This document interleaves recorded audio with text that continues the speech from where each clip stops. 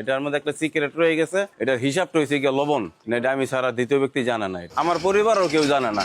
আমার ছেলে শুধু খালি জানে আমি কতটুক দেই, এতটুক জানে, কিন্তু আমার ছেলেও এটা তৈরি করে না আজও পর্যন্ত। এটা নিজের মধ্যে তৈরি করছি, নিজের মধ্যে আছে, এটা কাউকে শিখে নেই। আমার ফ্রিজে তাল রাখা ছিল, একদিন হঠাৎ করে আমি অফিস থেকে আসছি, আইসা তালটা যখন আমি নিজে কামড় দিয়েছি তখন এটা দিয়ে খাওয়ার অযোগ্য। তখন আমার দোকানে ব্লেন্ডার ছিল, ওই ব্লেন্ডার করে আমি ওইটা হালকা চিনি পানি দিয়া এই জিনিসটা ব্লেন্ডার করে শরবত তৈরি করছি মতন, আমার কাছে অমৃত লাগলো। আমি আরো 10-12 জনটা খাওয়াইছি, খাওয়ানোর পরে তারা সাপোর্ট করলো, ভালো সাপোর্ট করাতে পরে বাস আমি এটার মধ্যে আসছি। এটা অবাস্তব, আমি যেটা করছি নিজেও তো এটা বুঝতে পারিনি যে এটা এরকম স্বাদ হবে। দীর্ঘ 7 বছর হালকা পাতলা বিক্রি করছি। এরপর হিডেন ফুডের একটা মেয়ে আইসা যখন এটার ভিডিও সারে, তখন এই জিনিসটা আস্তে আস্তে মানুষ জানতে পারে, তখন আস্তে আস্তে মানুষের একটা ভিড় হয় এটা খাওয়ার জন্য। যারা আসতো এরা আসার পরে এরা সাপোর্ট করলো যে আপনি এই শরবতটা খুবই সুস্বাদু, এটা বিক্রি করেন। আগে যে শরবত বিক্রি করতাম 10 টাকা গ্লাস, পরেরটা হয়ে গেল 20 টাকা। এরা সাপোর্ট করাতে এটা বিক্রি করি, তখন আস্তে আস্তে বিক্রি করতাম। প্রথম দিন বিক্রি করার জন্য দোকান উঠেছে, তখন তো এলাকার মানুষ এই বাইবেরা দ্বারা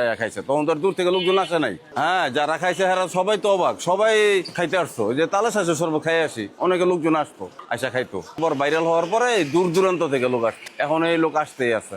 লোক আসে আপনার এই উত্তরা থেকে আসে, এরপর আপনার মিরপুর 10 নম্বর থেকে আসে, মুন্সিগঞ্জ থেকে আসে, কুমিল্লা থেকে আসে, আর আশেপাশে তো জালকুড়ি ভুইগড় এগুলো আছেই, সাইনবোর্ড থেকে আসে, ডেমরা থেকে আসে। এমনও লোক আছে আপনার এই শরবতটা খাওয়ার জন্য আপনার বন্দর থেকে হাফ ডাউন 200 টাকা গাড়ি ভাড়া দিয়ে প্রতিদিন আসে, সে আইসা খেয়ে যায় প্রতিদিন। এটার ভিতরে তেমন কোনো কিছু নাই, ল্যাবে নিয়ে টেস্ট করে এটার মধ্যে কিছু পাইবো না। এটার মধ্যে ডাইরেক্ট একটা সামাসেলের পানি আর আমি একটু চিনি ব্যবহার করি, আর তাহলে এছাড়া আর কিছু নেই। হ্যাঁ, আমার মতো বানাতে অনেকে তো বানায়, বাবুর্চি তো কতই আছে, বাবুর্চির মতো সব বাবুর্চি তো এক না। কেএফসির বাবুর্চি একজন, মাউরা হোটেলের বাবুর্চি একজন, আর সাধারণ হোটেলের বাবুর্চি একজন। কিন্তু আমার মতো আমি বানাই, যার স্বাদ মতো এটা হবে এমন কোনোই না যেটা হবে না। আমাকে অফার করছে, আমাকে বেতন দিব, 1 লক্ষ টাকা বেতন দিব, আমি অফার এটা মানি নাই। কিসের জন্য মানি নাই? এলাকার থাকি, আমি একটা জব করি, আমি একটা মাস্টার রুলে সরকারি জব করি, ওখানে যাওয়ার মতন কোনো নাই। আর আমার নিজের দোকান, নিজের এলাকায় থাকি, আমার এলাকার মানুষ খাই, এটা শান্তি, আমি এখানেই থাকবো। আর এটা যদি আমার এই গ্রাম অঞ্চল ছাড়া যদি ঢাকা শহরে বিক্রি হয়,